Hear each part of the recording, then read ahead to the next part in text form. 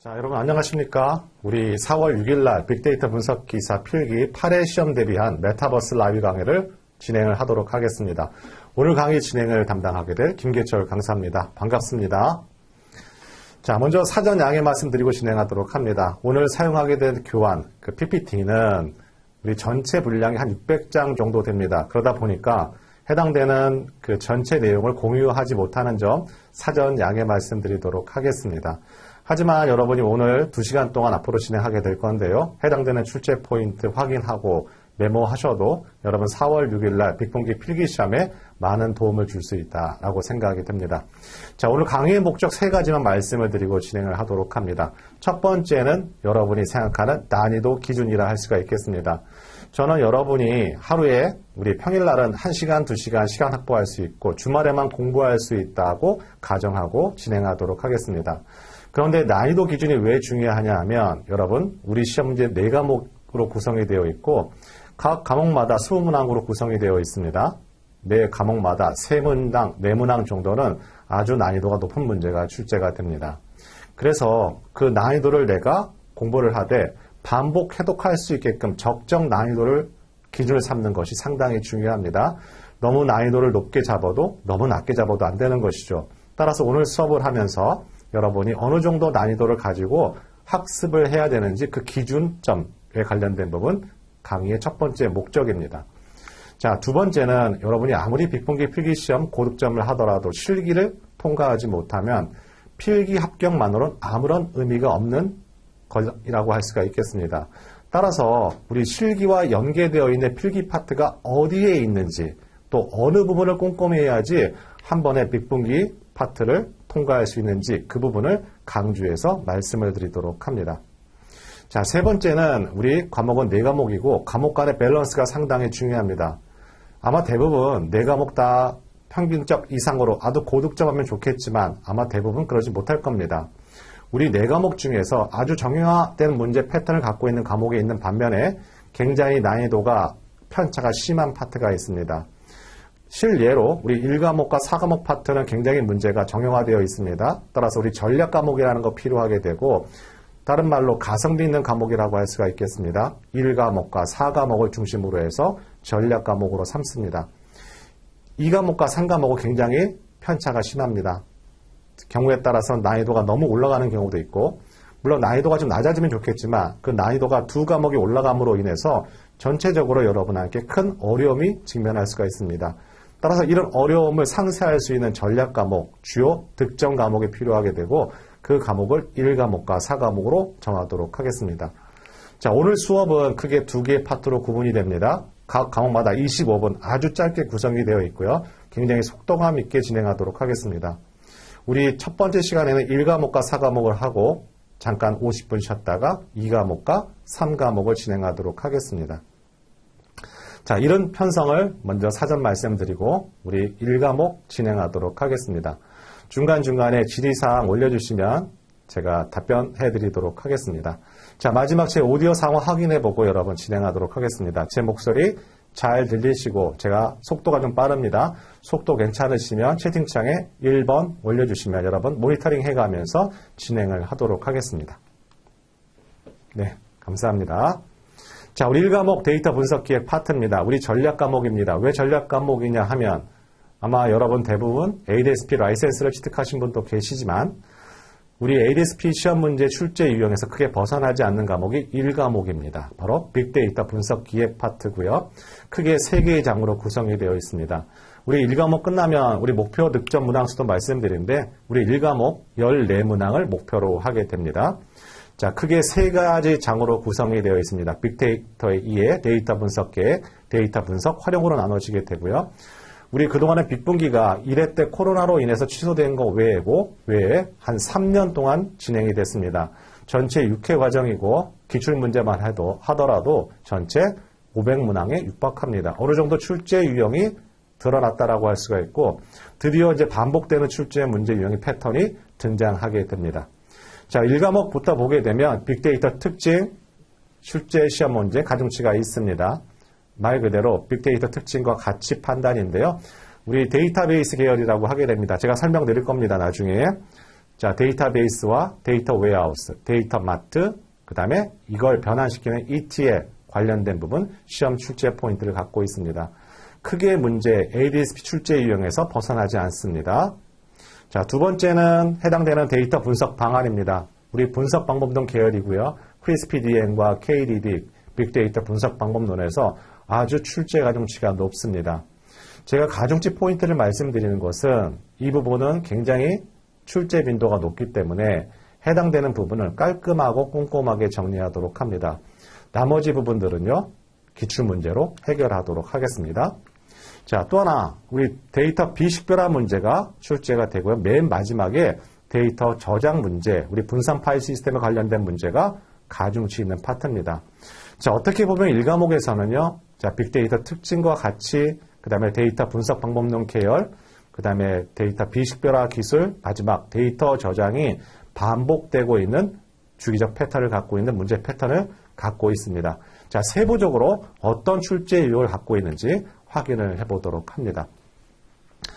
자, 우리 단축키 갖고 있는 교재에 따지면 교재 26페이지에 해당이 되고요. 자, 제 빨간색으로 되어 있는 것이 이번 차시에 나올 가능성이 상당히 많이 높은 키워드라 할 수가 있겠습니다.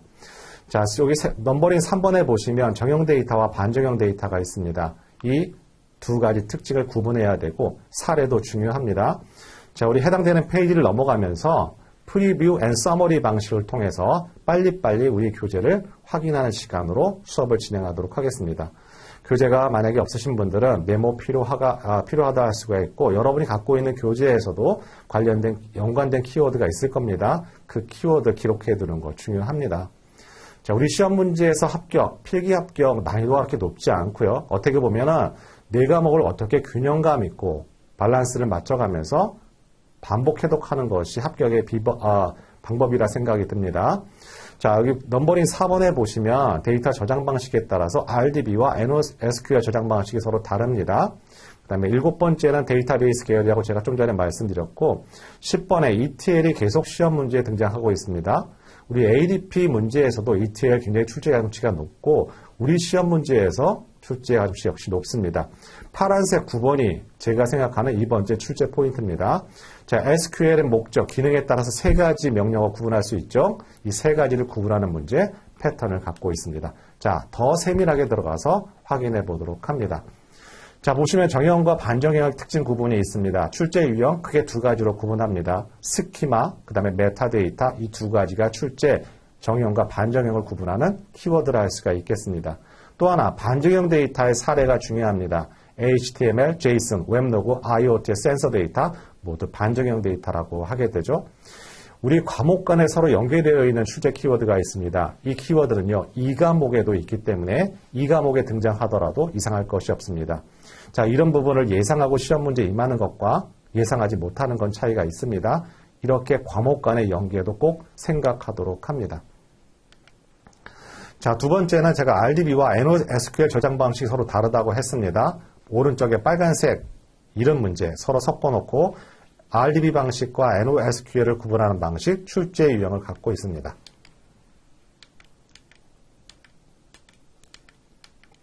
자, 데이터베이스 계열입니다. 우리 데이터베이스와 데이터 웨어하우스는 서로 성격이 다릅니다. 우리 ADSP도 그런 출제 유형을 많이 갖고 있는데 이와 같이 데이터베이스와 DW를 섞어놓고 서로 오답 고르는 문제가 출제될 수가 있습니다.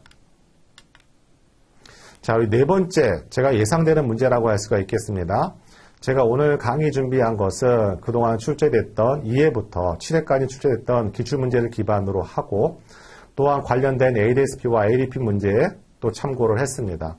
또한 우리 2과목의 파트에 보시면 굉장히 수리적 부분이 있는데요. 사회조사 분석사 계열이라 할 수가 있습니다.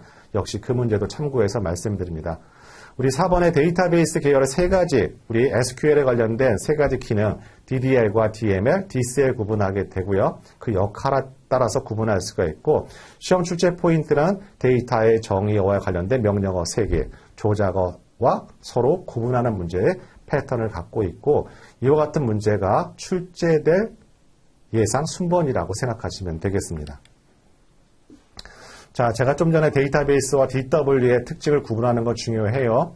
DW와 DM은요, 서로 제공되는 데이터의 제공 범위가 서로 다릅니다.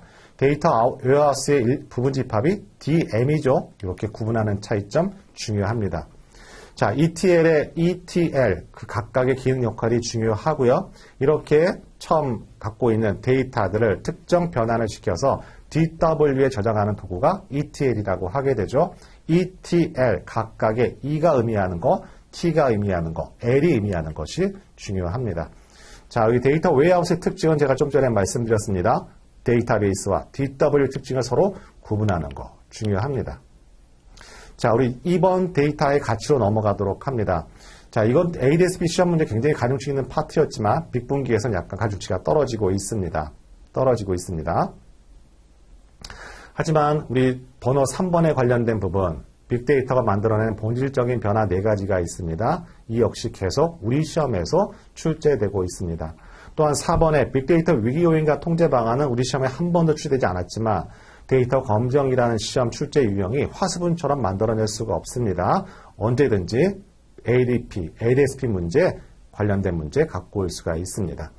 오히려 5번이 우리 빅분기 필기의 특징 문제입니다. 가트너의 BDC 분석 유형 4가지가 있는데 이 4가지 제가 바로 설명해 드리도록 하겠습니다. 자, 우리 시험의 특징이 또 하나 있다면 난이도를 약간 조절을 못합니다. 즉, 중간 레벨의 난이도 문제가 거의 없습니다. 약간 중간보다 이상이 되는 고난이도 문제가 존재하게 되고 또 중간 레벨에 보다 좀 떨어지는 저난이도 레벨의 문제가 좀 많습니다. 따라서 우리 중간 컷을 잡고 그 난이도 높은 거에 반복 학습하실 생각은 말고 제가 강조하는 출제 포인트를 메모를 하고 그걸 요약을 해서 반복 돌리는 게 중요하고요. 또한 이걸 커버할 수 있는 게 기출문제입니다. 여기에 기출문제를 하면 여러분 충분히 빅분기 필기는 여러분 한 번에 합격하실 수가 있습니다. 여러분 빅분기 필기를 61점 맞으나 91점 맞으나 똑같은 필기는 똑같습니다. 그 남는 시간에 차라리 실기 파트 준비하시는 게 중요합니다. 자, 실기를 자기는 파이썬과 R을 처음 접해봤다라고 하신 분은 약간의 학습 시간이 필요합니다. 어떤 패키지, 어떤 라이브러리 학습이 필요하게 되냐면 파이썬 같은 경우에는 판다스와 넘파이와 관련된 기본적인 데이터 전처리 코딩 연습이 필요합니다. R 같은 경우는 디플라이할 패키지 연습이 필요하고요. 자, 이런 것들 오히려 필기를 하면서 여러분 같이 병행하시는 것이 최단 시간에 빅분기를 합격할 수 있는 방법이라 생각이 듭니다. 자, 빅데이터의 본질적인 변화 여러분 꼭 기억하시고 위기 요인과 통제 방안 서로 연결, 잘못된 거 찾아가는 문제 출제 유형을 갖고 있습니다. 오히려 우리 시험 문제에서는 이번 순번 차례가 2회 때 한 번 등장하게 되고 그 이후에 등장하지 않았습니다. 4가지 방법이 있습니다. 4가지 방법에 따라서 정의를 내리는 것이 중요합니다. 자, 이렇게 텀을 가지고 우리는 난이도를 조절할 수밖에 없다라고 할 수가 있겠죠. 그래서 4가지 출제 유형 서로 구분하는 문제가 중요하고 여기 두 번째 진단 분석은 인과관계를 파악해보는 문제입니다. 이게 한번 출제된 적이 있습니다. 따라서 묘사적 분석 또는 예측 처반적 분석 언제든지 등장할 수 있는 키워드라고 할 수가 있습니다. 자, 우리 교재 47페이지로 넘어가도록 하겠습니다. 제가 점점 목소리가 빨라질 수도 있습니다. 왜? 25분마다 한 과목씩 빠르게 리뷰하기 때문에 약간 속도가 빠르더라도 양해 부탁드리도록 합니다. 자, 데이터 산업에 의해서는 마이데이터 용어 정리 외에는 출제된 적이 없습니다. 나머지는 기본적인 내용, 상식선에서 문제가 출제가 됩니다. 자, 49페이지서부터 갑자기 요즘 들어서, 즉 5회, 6회부터 시작을 해서 ADS-B 출제 유형이 와라락 쏟아지고 있습니다. 자, 보시면 데이터의 조직 어떻게 되어 있느냐에 따라서 우리는 3가지 조직 구조로 나눠지게 되고요. 그 다음에 우리 분석 수준을 진단할 때 2가지 항목이 있습니다. 분석 준비도와 성숙도가 있습니다.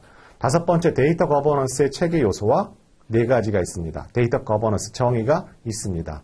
자, 여기에서 계속 문제가 출제가 되고 있습니다. 제가 좀 전에 말씀드렸듯이 데이터 검정 시험이라는 거 새롭게 문제를 만들기가 상당히 어렵습니다. 기존에 이미 1령 문제 풀이되어 있다면 그 풀과 관련된 문제 가져올 수밖에 없고 어쨌든 간에 5회, 6회 때는 이 파트에서 굉장히 가중치 있는 파트가 시험 문제 출제가 됐습니다.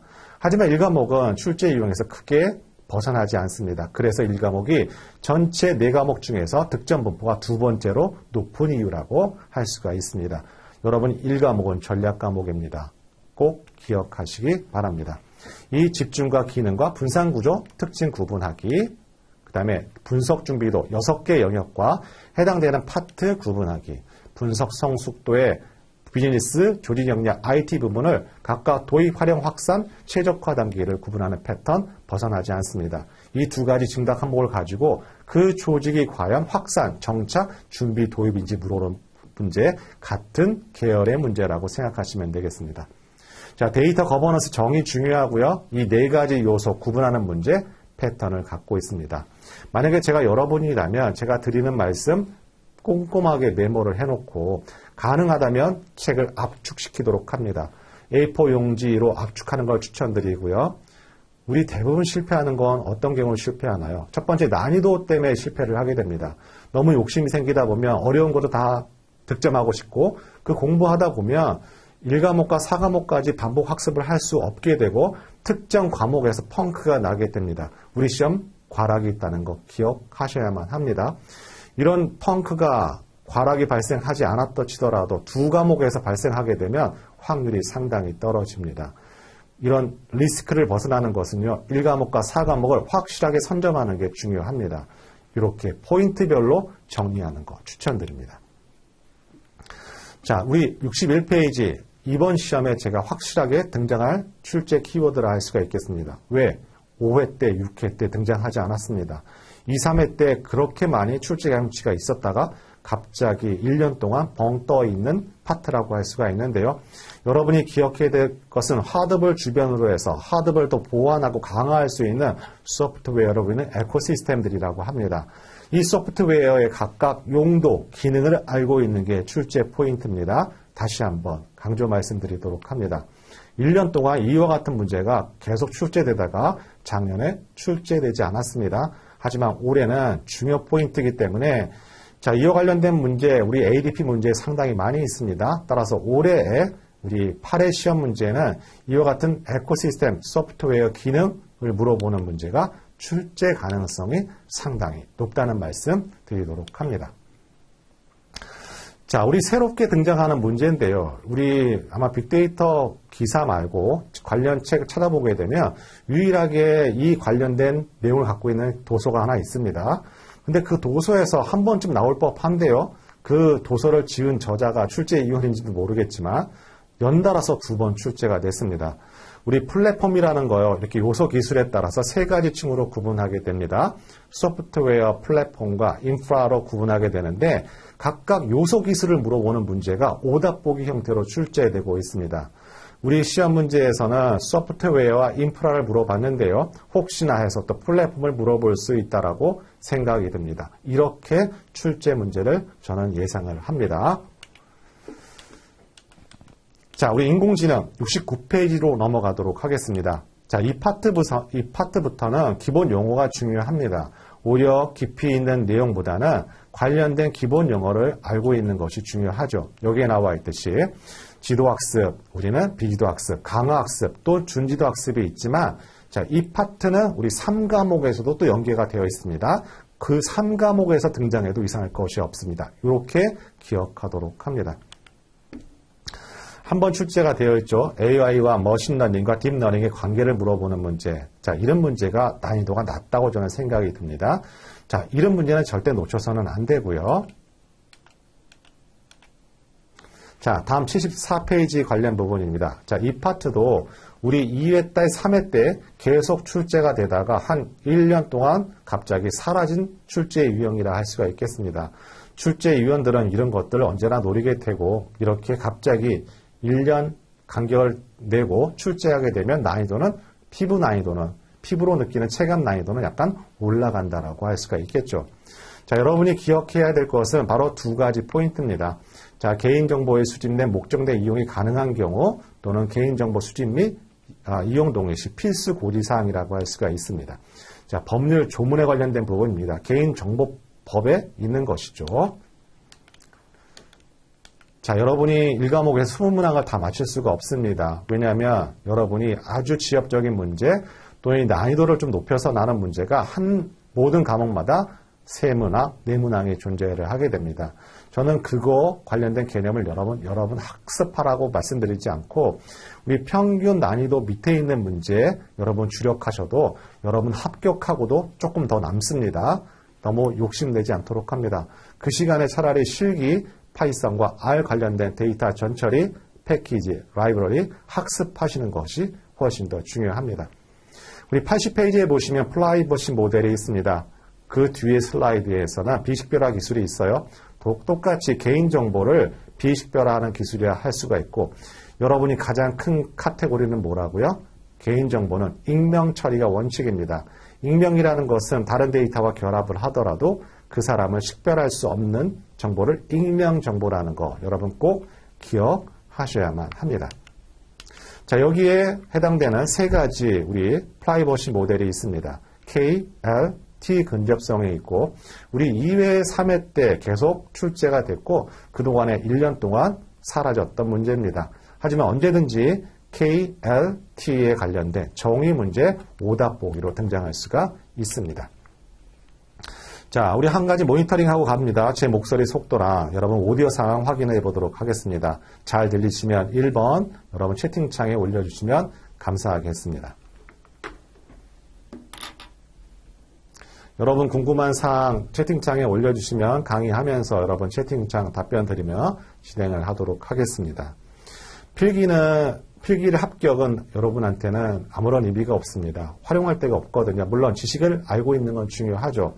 하지만 파이널 종료점은 실기를 합격을 하셔야만 합니다.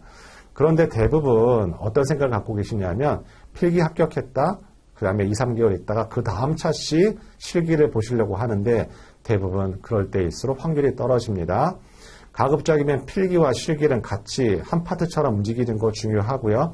그래서 제가 중간중간에 필기 파트 할 때 이건 실기에서 어디에서 출제가 되고 여기에 필요한 지식이라는 것도 말씀드리도록 하겠습니다. 자, 챕터 2장으로 넘어갑니다. 데이터 분석 계획 파트인데요. 자, 103페이지 파트로 넘어가도록 합니다. 우리 기존 ADSP 출제 유형에서 크게 벗어나지 않고요. 우리 분석 주제의 유형은 4가지로 구분하죠. 계속 출제가 되고 있습니다. 대상을 알고 모르고 분석 방법을 알고 모르고 있느냐에 따라서 여러분 4가지 분석 주제의 유형 출제될 수가 있고요. 또한 해당되는 과제 다리가 우리 단기 과제냐 또는 중장기 과제냐에 따라서도 해당되는 키워드가 서로 다릅니다. 그 다음에 분석 기획 시 고려사항 3가지가 있고요. 자, 여기 보라색 부분 우리 시험 문제 얼마 전에 출제된 문제 파트입니다. 분석 마스터 플랜의 정의를 물어볼 수도 있습니다. 하지만 이거보다 더 가중치 있는 것은 바로 이 부분이죠. 이거는 공통 파트입니다. 분석 과제를 우선순위 고려 요소 3가지가 있고 분석 과제의 적용 범위 및 방식의 고려 요소 이 카테고리를 구분하는 문제 참 많이 출제가 되고 있고 빅분기 역시 변함이 없습니다. 자, 이런 부분들을 놓치지 않도록 합니다. 확실한 건 꼼꼼하게 챙기고 득점할 수 있는 것은 확실한 득점을 찾아가도록 합니다. 그래도 불안하면 출제 유형, 기출문제를 풀어보는 것 중요합니다. 자, 이렇게 학습하고 반복 해독하면 절대 우리 시험은 실패할 수도 없다는 점도 강조 말씀드립니다. 자, 우리 ROI 관점, 투자 대비 수익 관점에서 POV를 정의하는 겁니다. 출제 패턴은 변함이 없는데요. 우리 value라는 것은 비즈니스 효과고 위에 나와 있는 3V는 투자 비용 요소입니다. 서로 반대로 오답 고르는 출제 유형에서 벗어나지 않습니다. ROI 관점은 크게 2가지 기준에 따라 구분하게 되는데요. 시급성과 난이도에 따라서 구분하게 되고 시급성과 난이도 오답 보기로 출제가 됩니다. 자, 3번째는 우리 해당되는 분석 과제 우선순위를 선정을 할 때 포트폴리오 사부면 분석을 통해서 하게 되는데요. 빨간 글씨 시급성과 난이도 순서를 물어볼 수가 있습니다. 자, 마지막 이행계획 수립 파트에서 세부 이행계획 수립할 때는 우리 분석 방법론 계열에서도 말씀을 드리지만 어떤 단계에서는 반복할 수도 있고 어떤 단계에서는 순차적으로 할 수 있는 혼합형 체계를 갖고 있다 기억하도록 합니다. 자, 다음은 113페이지 넘어가도록 합니다. 하향식과 상향식 ADSP와 ADP는 달리 빅분기 필기 파트에서는 프로세스 순서를 물어봅니다. 하향식과 상향식 프로세스를 꼭 순서를 기억하도록 합니다. 바로 이 파트가 하향식이고요. 바로 여기 나와 있는 슬라이드가 상향식의 프로세스 순서입니다. 자, 이 두 개의 파트 약간 시험 출제가 된 지 꽤 됐습니다. 따라서 이런 것들 이번 차시에 나올 가능성이 상당히 많습니다. 하지만 1과목에서는 변함없이 여러분한테 득점할 수 있는 포인트가 바로 여기에 나와 있는 분석 방법론 계열입니다.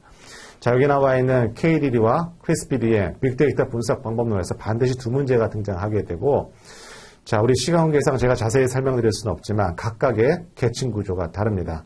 크리스피DM은 4개의 계층 구조가 되어 있고요. 빅데이터 분석 방법론은 3개의 계층 구조로 되어 있습니다.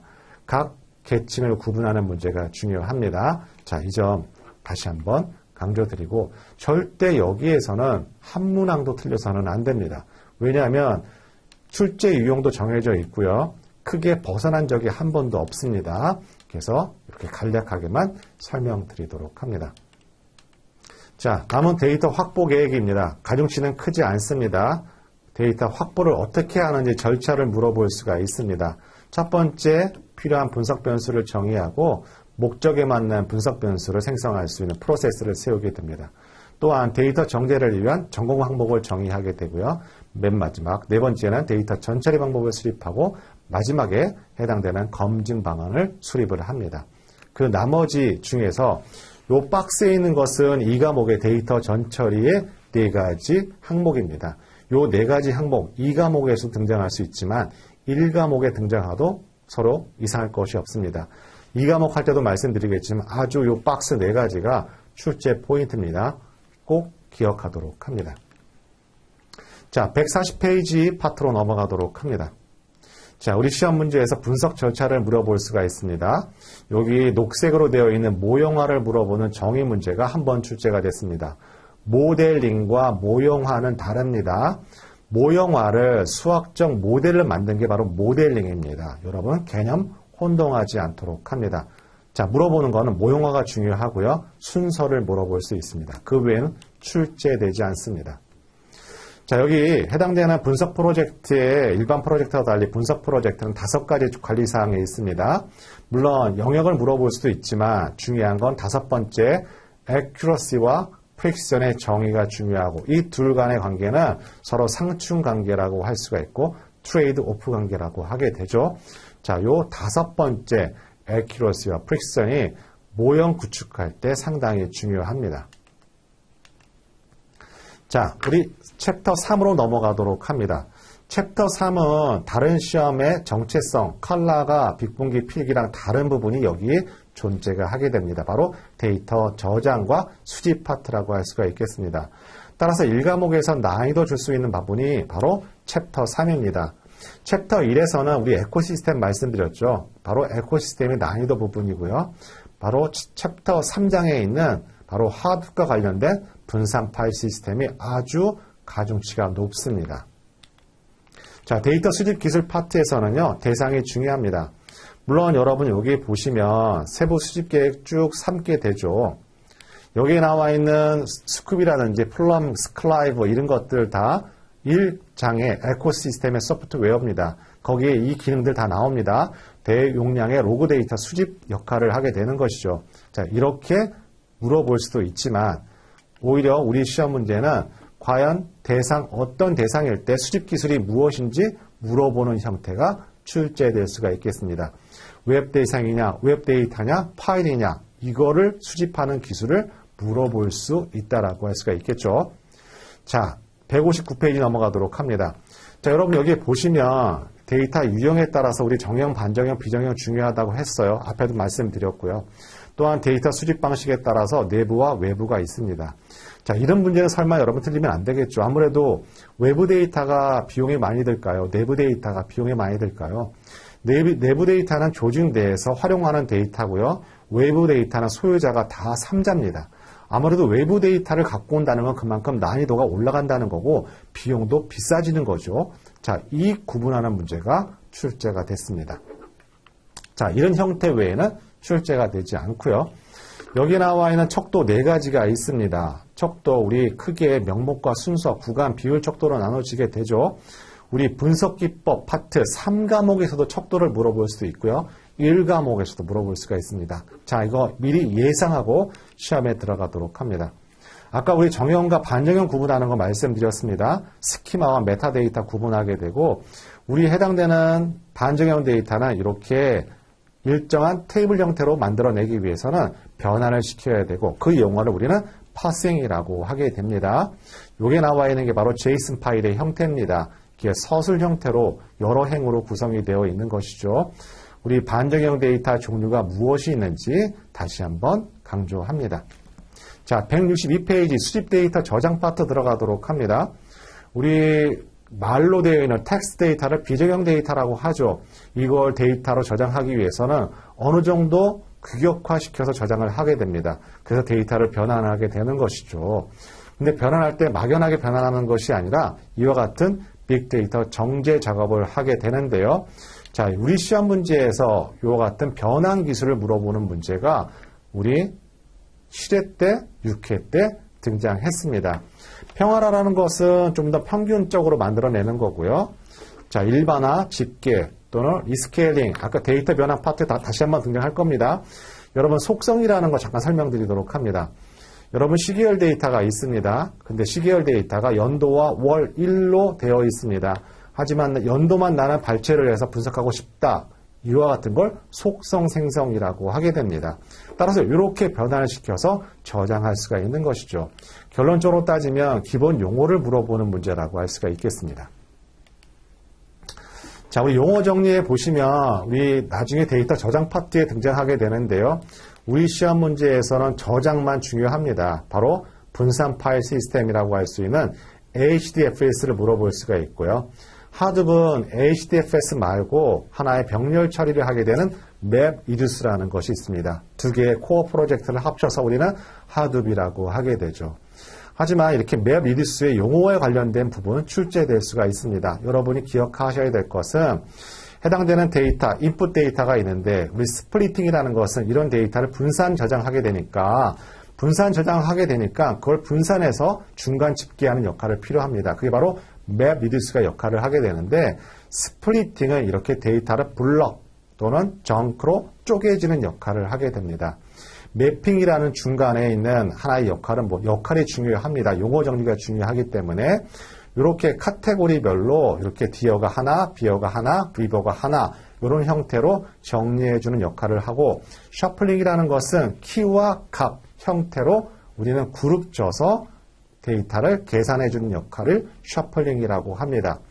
리듀싱은요, 이 데이터를 각각 중간 집계를 결과를 만들어내는 걸 리듀스라고 하죠. 그래서 결국에는 베어와 카, 디어, 리버 이렇게 해당되는 카테고리별로 정리해주는 역할을 리듀싱이라고 하게 됩니다. 혹시나 해서 우리 시험 문제에 하도 HDFS 구급 파일 시스템이 등장하게 되니까 맵 리듀스도 등장할 가능성이 있고 그래서 혹시나 해서 용어 설명드렸습니다. 자, 다음은 171페이지 데이터 비익식별화로 넘어가도록 합니다. 가중치가 있습니다. 우리 가명 처리, 정의, 사례, 총계, 정의, 사례, 데이터 거 삭제, 범주화, 데이터 마스킹이 중요합니다. 이 점 강조해서 말씀드리도록 합니다. 자, 이 빨간색은 난이도에 있는 문제입니다. 여러분 득점하라고 하는 것 아니라 이런 출제 이용도 등장하더라는 걸 말씀드리기 위해서 갖고 온 키워드입니다. 물론 교재에도 있습니다. 자, 물론 비식별화 기술이 완벽할 수는 없습니다. 그래서 이런 부가적인 기능 등이 등장한다라고 할 수가 있습니다. 차등 정보 보호라는 건 뭐냐면 예를 들자면 우리 그 질병 데이터가 있어요. 그럼 그 사람의 개인 정보는 삭제하고 질병만 노출시켜서 하는 것을 차등 정보 보호라고 하게 됩니다. 또는 노이즈를 해당되는 데이터를 집어넣어서 이와 같은 개인정보 비식별화를 할 수 있는 기술을 차등 정보라고 하게 되죠. 반면에 재현 자료는요, 완전히 가상의 데이터입니다. 재현 자료는요, 이렇게 두 가지 특징은 구분하도록 하고 아마 기출문제에서 해당 문제풀이를 통해서 확인해 볼 수가 있습니다. 자, 다음은 데이터 품질 검증 파트로 넘어가도록 합니다. 1과목이 다 끝나갑니다. 자, 115페이지 해당이 되고요. 우리 정형 데이터 품질 기준이 중요합니다. 바로 여기에 나와 있는 부분인데요. 자, 이렇게 데이터의 품질 기준을 한번 확인을 해보고 평가를 하는 거 우리는 프로파일링이라고 하게 되고, 이 5가지 기준이 있습니다. 이 5가지 상당히 중요합니다. 예를 들자면 품질 기준에서 완전성이라는 것은 필수 항목의 누락이 없어야 한다는 걸 의미를 합니다.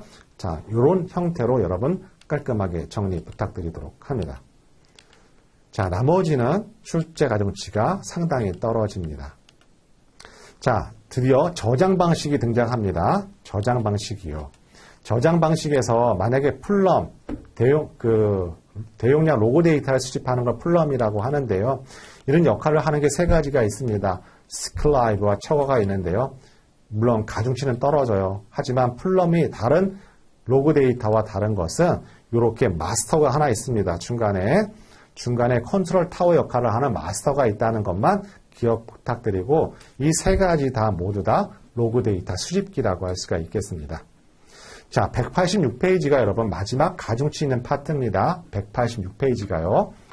자, 여기서 중요한 것은 분산 파일 시스템의 정의고, 대표적인 분산 파일 시스템에는 구글 파일 시스템, GFS라 하고, 분산 파일 시스템, HDFS가 있습니다. 이 2가지 아키텍처 중요합니다. 아주 중요합니다. 해당되는 분산 파일 시스템의 정의가 녹색으로 되어 있습니다. 구글 파일 시스템 해당되는 모두 다 마스터와 슬레이브, 마스터는 하나의 컨트롤 타워 역할을 하게 되고, 해당되는 정크가 실제 데이터가 저장하는 역할을 하게 됩니다. 자, 이것보다 바로 이 아키텍처 꼭 기억하도록 합니다. 네임 노드가 마스터 역할을 하게 되고요. 데이터 노드가 실제 저장하는 역할을 하게 되는데, 우리 시험 문제뿐만 아니라 ADP 시험 문제에서 상당히 많이 출제가 됐습니다.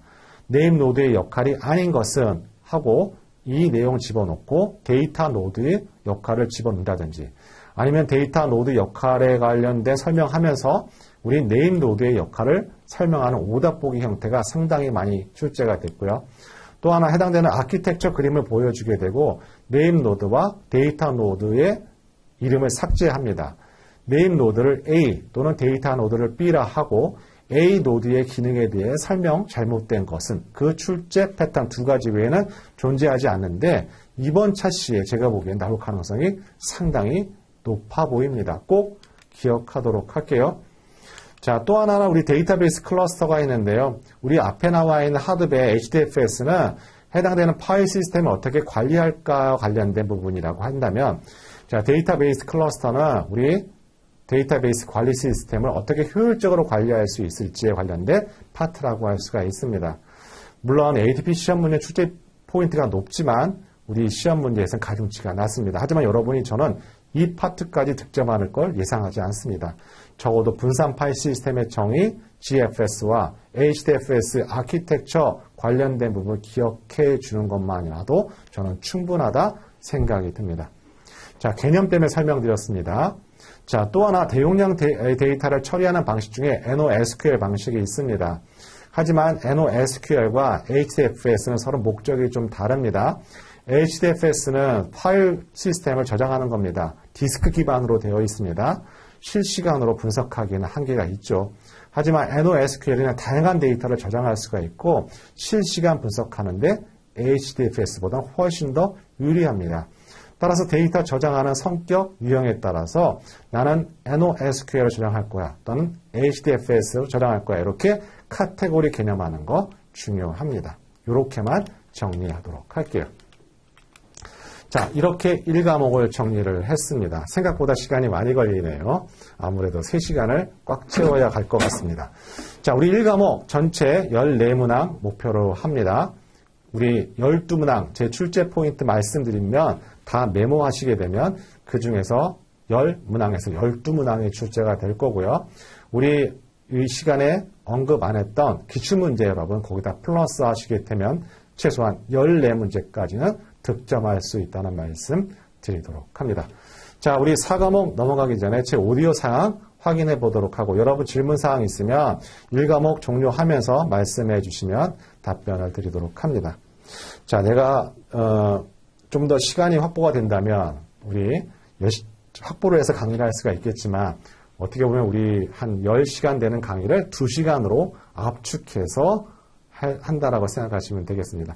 제 목소리 오디오 속도 사항 확인해보고 여러분 채팅창에 괜찮으시면 1번 또는 여러분 의견 사항 있으면 채팅창에 올려주시면 감사하겠습니다. 네, 감사합니다. 자, 빠르게 우리 4과목 정리하고 우리 10분 쉬도록 하겠습니다. 우리 처음 시작할 때 우리 기존 입장하셨던 분 큰 변동이 없네요. 여러분한테 힘든 과정이라 생각이 드는데 어쨌든 간에 우리 시험은요. 이렇게 늘어져서 학습하는 게 아니라 오늘서부터 3주 동안 우리 몰입해서 하시면 오히려 합격률이 올라갈 수가 있습니다. 중요한 건 우리 1과목, 3과목, 과목이 4과목이잖아요. 4과목을 정의를 내리고 내용 파악을 하고 반복 해독을 돌리는 게 생각보다 쉽지가 않습니다. 하지만 제가 경험상 보니까 우리 이해독을 했어요. 하지만 사회독을 했어요. 이 두 가지 카테고리 수험생이 있다면 이 한해독 차이가 즉 적은 해독 차이에서 한해독은요. 엄청 큰 점수의 편차가 발생을 하게 됩니다. 이 점 강조해서 말씀드릴게요. 이 말씀을 드리는 것은 누가 간략하게 포인트를 잡아서 압축을 시켜서 그걸 반복 돌리느냐가 포인트이지 이걸 난이도를 높여서 우리 간략하게 2번 정도 반복 해독하게 되면요. 나중에 혼동이 생깁니다. 또한 그런 깊이 있는 내용을 물어보지도 않아요. 또 그런 득점을 하지 못해도 여러분 합격하는 데는 큰 문제가 없다는 말씀드리도록 합니다.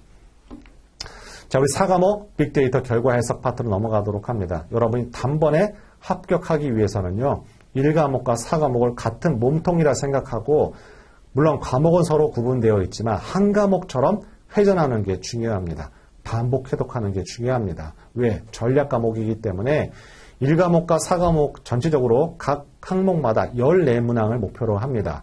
여러분이 2과목과 3과목은 출제위원들의 난이도 편차가 상당히 심해서 물론 난이도가 동반 하락한다면 전체적 합격률이 올라가겠지만 그 난이도가 높다고 가정하게 하게 되고 이 2과목에서 이 떨어져 있는 부분을 상쇄를 해주게 될 겁니다. 자, 이렇게 학습 전략과 과목 간의 밸런스를 갖고 진행하시는 게 중요합니다.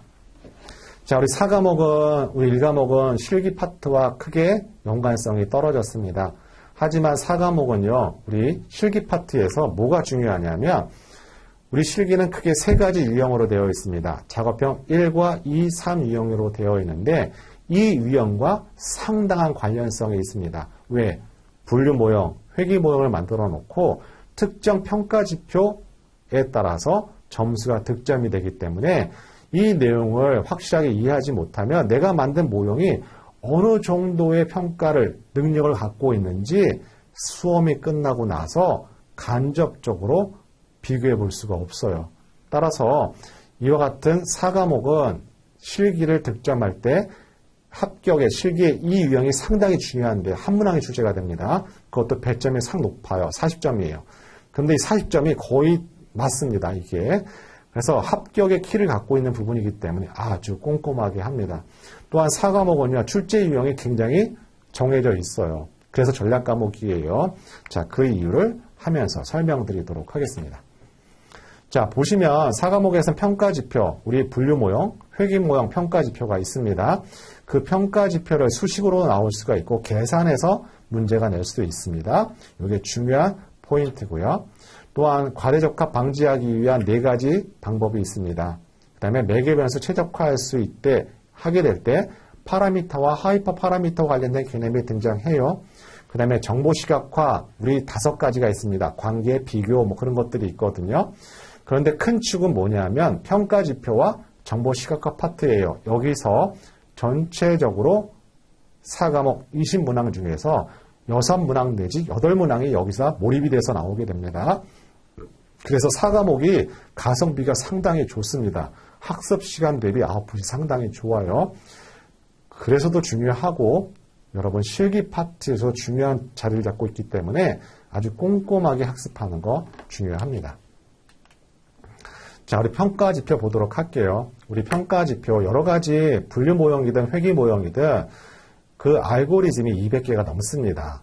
그러면 우리 시험에서는 우리 실기 파트는 제가 이 자리에서는 시간이 없기 때문에 말씀 안 드리지만 우리 빅분기 실기 시험은 대단한 데이터 분석을 검증하는 방법이 아닙니다. 결론적으로 말씀드리면 내가 코딩을 하면서 오류가 생기면 그 오류 없이 결과를 제출하는 거에 가까운 시험이 빅분기 실기 시험이라는 거 말씀드립니다. 그래서 제가 필기하면서 파이썬과 R 전처리 작업을 같이 병행하면서 해달라고 했던 건 뭐냐면 한순간에 이렇게 데이터 코딩에 익숙해져 가는 학습 시간이 필요하기 때문에 말씀을 드리는 겁니다. 여기 평가 기준에서 일반화의 가능성이라는 것은 우리 앞에서 분석 프로젝트에서 우리 프릭션과 관련된 개념이죠. 내가 만든 트레인 데이터의 최적화 능력을 보여주고 있지만 그것이 테스트 데이터에도 동일한 일관된 성능을 보여주고 있는 걸 일반화 가능성이라고 합니다. 우리 시험 문제 출제 이용 이것밖에 없습니다. 다음 모형 평가 기준이 아닌 것은 이라고 나올 수도 있고 일반화 가능성의 정의를 물어볼 수도 있습니다. 바로 이 부분이죠. 우리 교재 183페이지입니다. 회귀 모형의 평가 지표가 쭉 있고요. 분류 모형의 평가 지표가 쭉 있습니다. 또한 분류 모형의 평가 지표에는 이것만 있는 것이 아니라 ROC도 있고요. 이익도표와 향상도 곡선도 있습니다. 자, 1번과 5번은요, 지도학습이고요. 6번은 비지도학습입니다. 비지도학습엔 실루엣 개수가 중요 포인트로 자리 잡고 있습니다.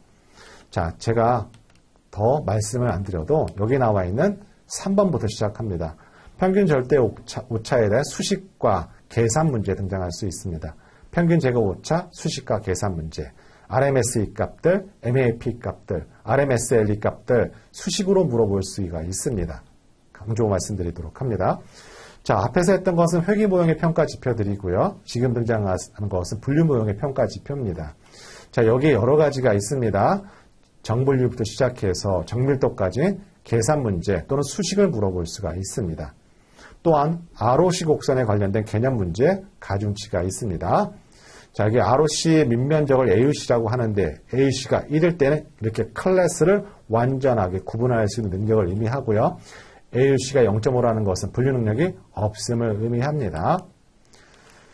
자, 그 다음 이익도표와 향상도 곡선 출제 경치가 떨어집니다. 하지만 회귀 모형 평가, 분류 모형 평가, ROC는 이 두 가지와 완전히 다릅니다. 거의 반드시 출제가 되고요. 이 회귀 모형, 분류 모형, ROC에서는 5문항이 출제가 될 겁니다. 아주 중요합니다. 자, 비지도 학습 방법에서는 비지도 학습 우리 군집 분석과 관련된 부분 바로 두 번째 또 등장하게 될 건데요. K-민즈 군집 분석할 때, 비계치적 군집 분석할 때 우리 엘보 메서드, 엘보 기법을 통해서 군집수 K를 설정할 수가 있고 신뢰 기법을 통해서 과연 군집이 잘 되어 있는지 평가를 할 수가 있습니다.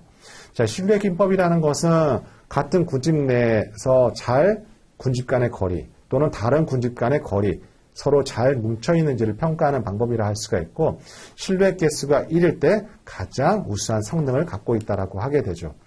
자, 해당되는 기출문제를 보시면 크게 출제 유형을 벗어나고 있지 않습니다. 이 문제 ADSP, ADP 문제 너무나 많고요. 그 출제 유형도 굉장히 픽스, 고정되어 있는 형태로 되어 있습니다. 따라서 이건 리스크가 존재하지 않고요. 따라서 여러분이 꼼꼼하게 필기 파트에서 해야 되고 실기 이 작업 유형에서 이와 같은 평가 지표에 따라서 여러분 40점 만점 득점이 달라진다라고 할 수가 있겠죠. 따라서 이해하지 못하면 실기 파트에서 내가 한 게 얼마만큼 모형이 잘 되어 있는지 여러분 판단하실 수가 없습니다. 이 점 강조 말씀드리도록 할게요. 자, 다음 202페이지 넘어가도록 합니다.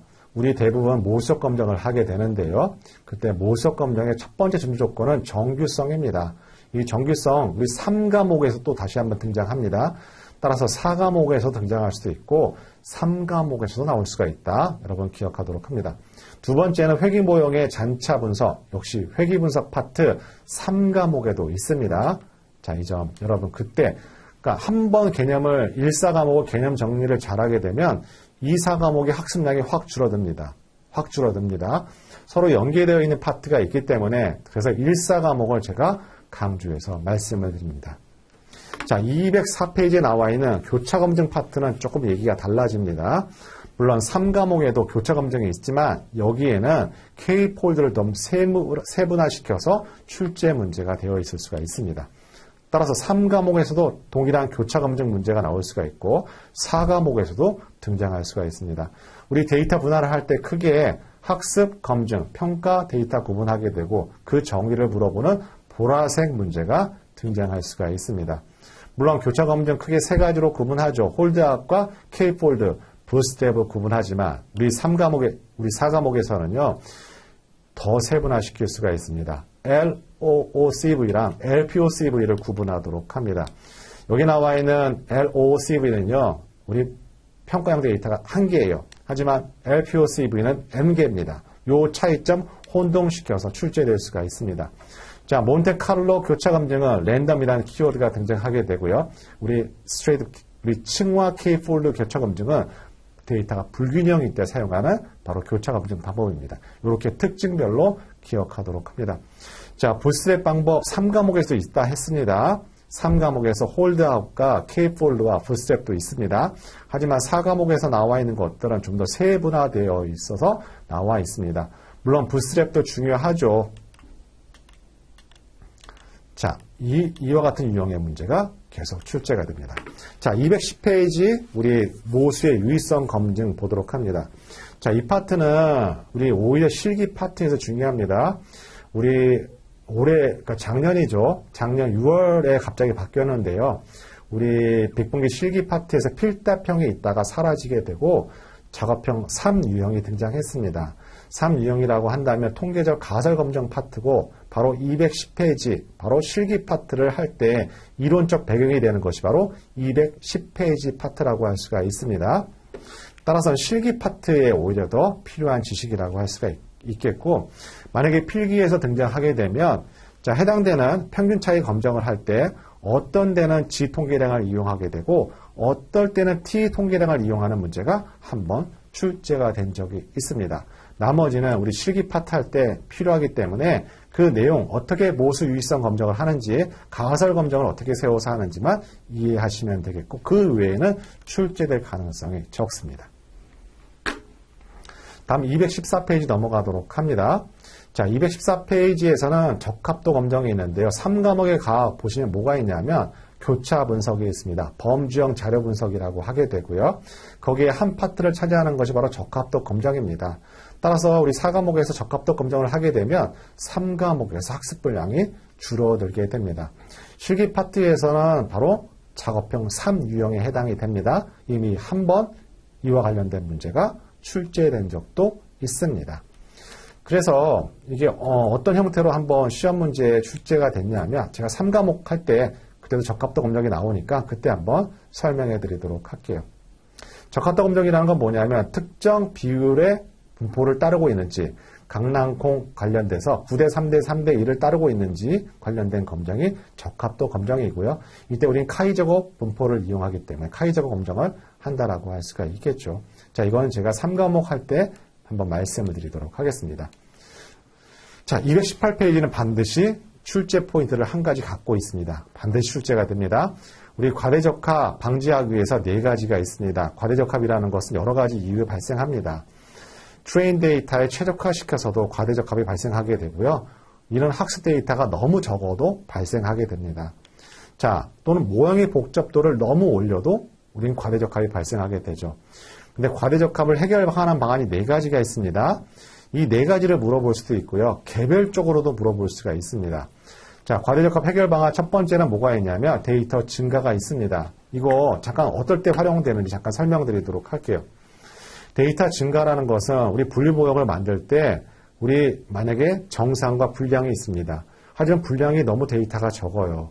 그래서 가상으로 분량의 데이터를 만들어내는 겁니다. 이걸 우리는 데이터 증가라고 하게 되죠. 두 번째, 우리 가중치 감소라는 부분, 회귀 분석의 정규화 선형회귀 파트가 있습니다. 그 파트에 관련된 부분이고요. 우리 3과목 할 때 제가 리치와 라스 회귀할 때 이 가중치 감소는 설명드리도록 하겠습니다. 자, 세 번째는 모형의 복잡도를 감소시켜서 과대적합을 방지할 수가 있고 오히려 우리 가중치 키워드는 들어와 없이 계속 출제가 되고 있습니다. 자, 이 문제가 얼마 전에 ADS-B 문제에도 출제가 됐습니다.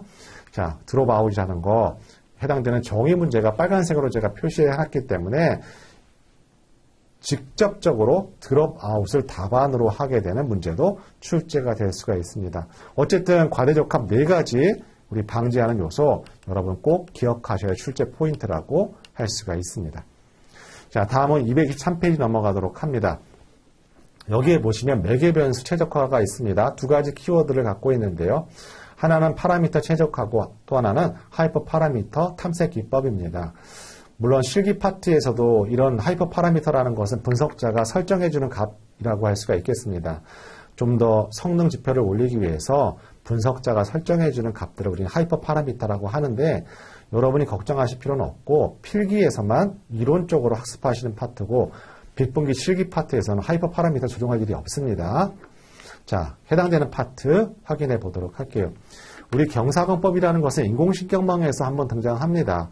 인공신경망이라는 거 우리 학습한 실제 데이터와 예측 데이터의 차이, 이거 오차라고 하게 되고 이 오차를 역전파 알고리즘을 통해서 우리 W를 업데이트하는 걸 인공신경망에서 학습이라고 하죠. 우리는 이 오차를 감지하는 걸 손실함수라고 하게 됩니다. 이 손실함수를 우리는 기울기를 통해서 우리는 찾게 되는데 이걸 우리는 경사강법이라고 하게 되죠. 근데 우리 시험 문제에서는요, 이 경사강법 할 때 학습률도 하이퍼 파라미터입니다. 근데 경사강법은 MSE 값으로 등장하게 되고 이건 파라미터 값이에요. 그런데 학습률이라는 건 뭐랑 관련이 있냐면 이 기울기의 이동거리랑 관련이 있습니다. 보시면 학습률을 크게 하면 기울기의 이동거리가 커지게 되고 우리 2차 곡선의 맨 마지막에 있는 것이 손실함수의 최저점인데 얘를 찾지 못하고 넘어갈 수도 있습니다. 그래서 학습률을 적당히 너무 크게도 하지 않고 너무 작게도 하지 않고 너무 작아지면 학습 시간이 많이 걸리게 되는 단점을 갖게 되는 것이죠. 그래서 우리 시험 문제에서 바로 이 보기가 시험 문제에 출제되기도 했습니다. 그래서 이런 경사항법의 단점이 있기 때문에 우리는 확률적 경사항법을 이용하게 되는데요. 여기 보라색으로 나와 있는 것이 바로 확률적 경사항법이라고 할 수가 있겠습니다. 자, 여기 3가지 방법, 손실함수의 가장 최저점을 찾아가는 경로가 각각 배치와 미니와 확률적 경사항법으로 구분이 됩니다. 자, 용어 관련된 문제가 출제될 수가 있습니다. 여러분 강조해서 말씀드리도록 합니다. 배치와 미니와 확률적 계산법 3가지가 있는데요. 용어와 관련된 문제가 출제될 수가 있습니다. 자, 이런 확률적 경사항법을 크게 세분화시키면 2가지로 구분할 수가 있습니다. 러닝 레이트, 학습률 방법과 그레이디언트, 경사, 기울기를 이용하는 방법이 있고요. 크게적으로 여기서 시험 문제가 출제된 가능성은 굉장히 낮습니다.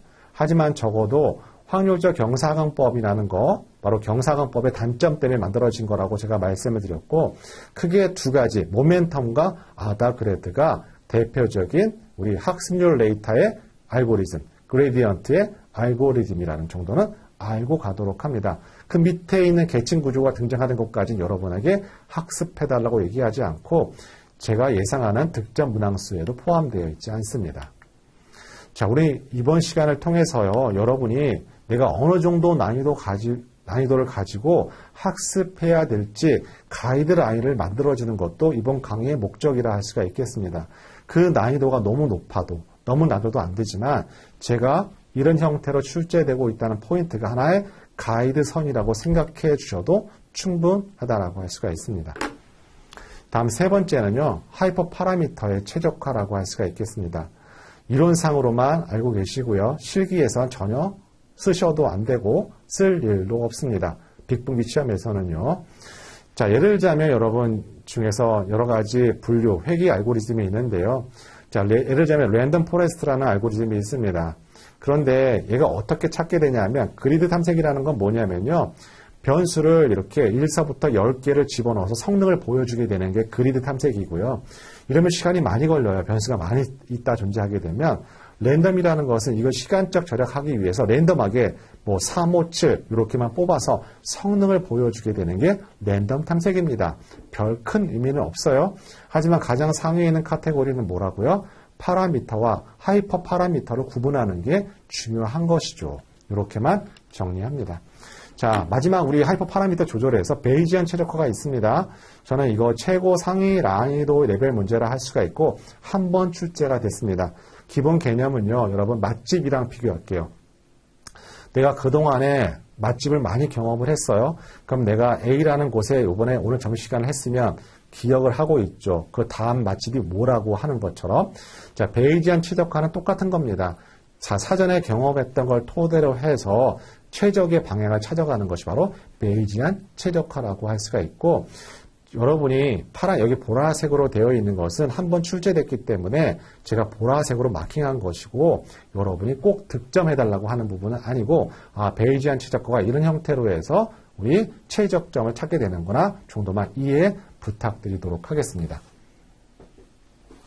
자, 우리 강의 자료 말씀드렸는데요. 우리 강의 자료가 600장이 넘습니다. 우리 바로 교재와 관련된 부분이라 할 수가 있고요.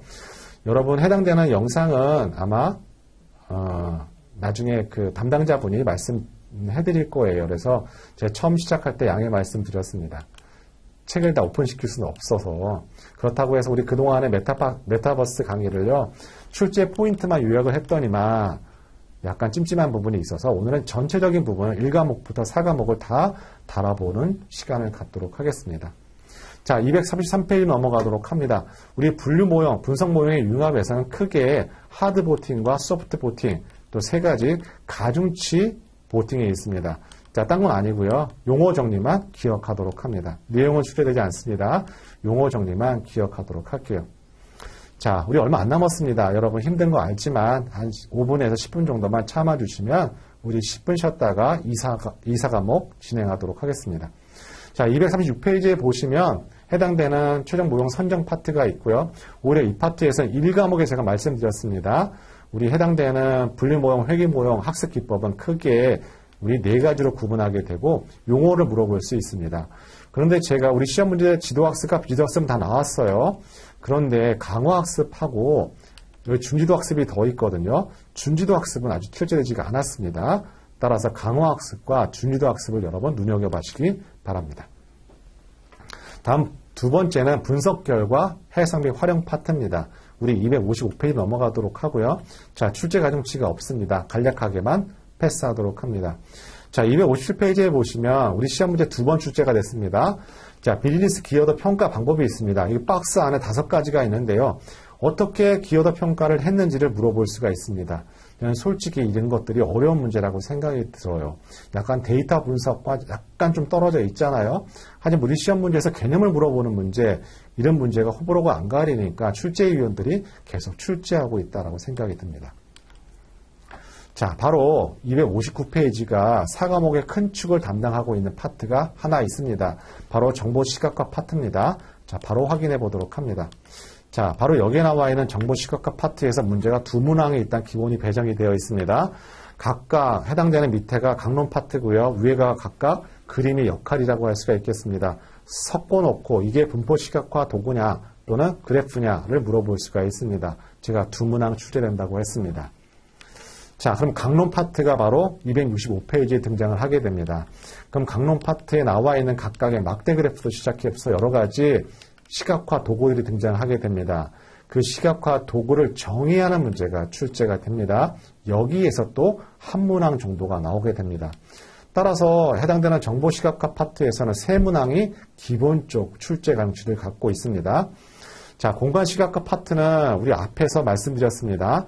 우리 해당되는 등치 지역도와 우리 카토그램이 출제 키워드입니다. 다른 건 출제되지 않습니다. 자, 강론 파트는 넘어가도록 합니다. 해당되는 파트 제가 강조해서 말씀드렸습니다.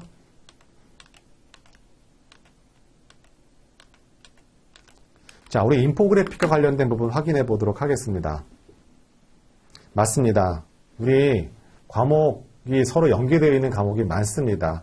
그래서 실제 여러분이 실패를 하시게 되는 것, 즉 불합격되는 요인은 뭐냐면 1과목과 4과목, 두 과목을 좀 꼼꼼하게 하게 되면 다른 과목이 약간 가벼워집니다. 심적으로 가벼워지고 학습 시간도 확 줍니다. 하지만 여러분이 그렇게 학습하지 않죠. 대부분 약간 대충 정과목을 보려고 하게 됩니다. 그렇게 되면 서로 연계되어 있는 파트를 기억을 못해요.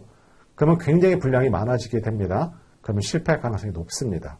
따라서 1과목과 4과목을 얼마만큼 꼼꼼하게 해서 전략과목으로 만드는지가 중요하고, 왜 1과목과 4과목을 전략과목으로 만든다 했냐면 문제가 정형화되어 있기 때문에 그렇습니다. 특별하게 새로운 유형이 만들어지지 않습니다. 그래서 전략과목이라고 말씀드릴 수가 있습니다. 자, 인포그래픽 우리 보도록 합니다. 생각 외에 인포그래픽 문제가 계속 등장하고 있습니다. 인포그래픽은 세부적인 데이터 분석을 보여주기보다는 오히려 설득하고 설명해주는 역할이 강한 게 인포그래픽이죠. 그런데 여기에는 되어 있지 않지만 우리 난이도 있는 문제가 7회 때 등장했습니다. 인포그래픽 유형이 한 10가지 정도가 되는데 거기에 컨셉 맵이라는 걸 물어봤습니다. 자, 이와 같은 유형까지 여러분 득점해달라고는 하진 않고요. 이건 여러분한테 난이도를 좀 올려서 틀리는 문제 유형이라고 할 수가 있습니다. 아마 교재를 갖고 계신다면 해당되는 인포그래픽 유형 10가지 정도를 확인해 볼 수가 있습니다. 하지만 그 선까지 여러분 학습 기대하진 않습니다. 자, 마지막 파트입니다. 여러분 조금만 참아주세요. 자, 여기 284페이지에 보시면 실제 우리 모형 구축을 했어요. 그럼 현업에서 활용할 수 있을지에 관련된 부분이 분석 모형 전개고요. 여기서부터 끝 페이지까지 한 문항이 등장할 수도 있고 출제가 되지 않을 수도 있습니다. 초기에 2, 3회 때는 한 문항 정도 배정이 됐는데 요즘 들어서는 출제가 되고 있지 않습니다. 관련된 교재에 보시면 빨간색 키워드가 있어요. 그죠? 그래서 현업에서 실제 분업에서 이용할 때 우리 고려사항 기억해 두도록 합니다. 그 다음에 우리 분석 활용 시나리오가 있는데요. 해당되는 분야가 서비스업 관련된 분석 프로젝트에 있어요. 그럼 제조업에도 이용될 수 있을까? 또는 타 산업에도 이용될 수 있을까? 이런 시나리오를 개발하게 되는 파트입니다. 그 다음에 분석 모형 모니터링이죠. 분석 모형이라는 건요, 한번 고정되어 있는 것이 아니라 이거보다 정확한 성능을 갖고 있는 새로운 변수가 등장할 수도 있고요. 또 기존에 했던 성능 평가를 주기적으로 해봐서 그 성능이 함량을 따라가지 못하면 새롭게 리뉴얼할 수도 있습니다. 그렇게 하기 위해서는 모니터링이 필요한 것이죠. 그래서 모니터링 대상이 무엇이 있는지 4가지가 있습니다. 마지막 해당되는 제가 리모델링 할 필요가 있다 했죠. 자, 리모델링 고려사항이 있습니다. 이게 바로 4과목 끝이라고 할 수가 있습니다. 자, 그럼 1과목, 4과목 요약하도록 합니다. 우리 1과목, 4과목 전략과목이라 할 수가 있고 전체적으로 득점 분포가 4과목이 가장 높습니다. 그 다음에 1과목이 높습니다. 이건 어떤 의미를 갖고 있냐면 예상했던 문제에서 크게 벗어나지 않고 있다는 걸 의미를 하게 됩니다. 말 그대로 ADS-B 문제, ADP 문제 또는 기존에 있는 사조사 문제에서 크게 벗어나지 않고 그 틀을 유지하고 있다는 걸 의미를 하게 되고 그렇기 때문에 리스크에서 약간은 배제되어 있다라고 할 수가 있겠습니다. 여러분이 학습할 시간만큼 득점이 연결되는 파트가 1, 4과목이고 꼼꼼하게 하게 되면 2, 4과목 분량이 확실하게 줄어들 수가 있습니다. 자, 우리 10분 쉬었다가 우리 마지막 2, 3과목 진행을 하도록 합니다. 우리 10분 쉬었다가 우리 25분에 시작하도록 할게요.